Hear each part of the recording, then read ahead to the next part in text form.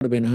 কারণ সত্যযুগে দাপরে এবং ত্রেতায় যা নিষেধাজ্ঞা ছিল, সেই সময় তারা পার করতে পারত না যদি তারা বেশি জড়িয়ে যায়। তো এখন যাদের সন্তান হবে খুব ভালো কথা, তারাও ভগবানের ভক্তি করলে সংস্কার তৈরি হবে, তারাও পার পেয়ে যাবে এবং তাদেরও আমাদের মধ্যে যা ঋণ রয়েছে তা ভগবান মাফ করে দেবেন।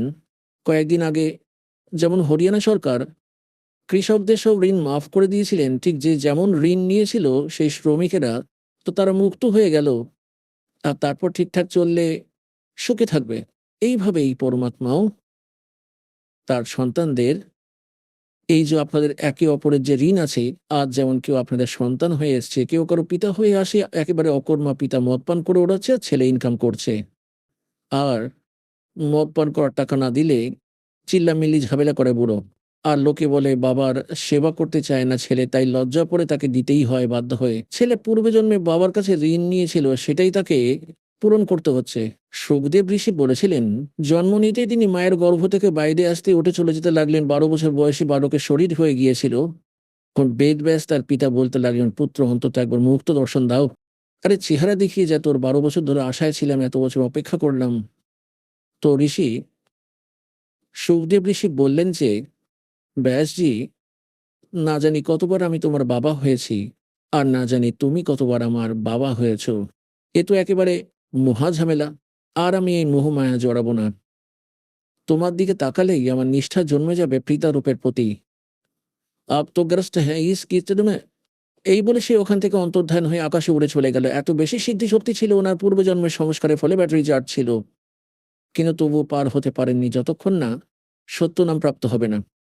বলার মানে হলো এটা যে, সে বলেছিল, তখন সুখদেব ঋষি বলেছিল, এক লেওয়া এক দেওয়া দুতম, আর কয় কিসে কা পিতা নে পুত্তম, ঋণ সম্বন্ধ জুড়া এক ঠাঠা।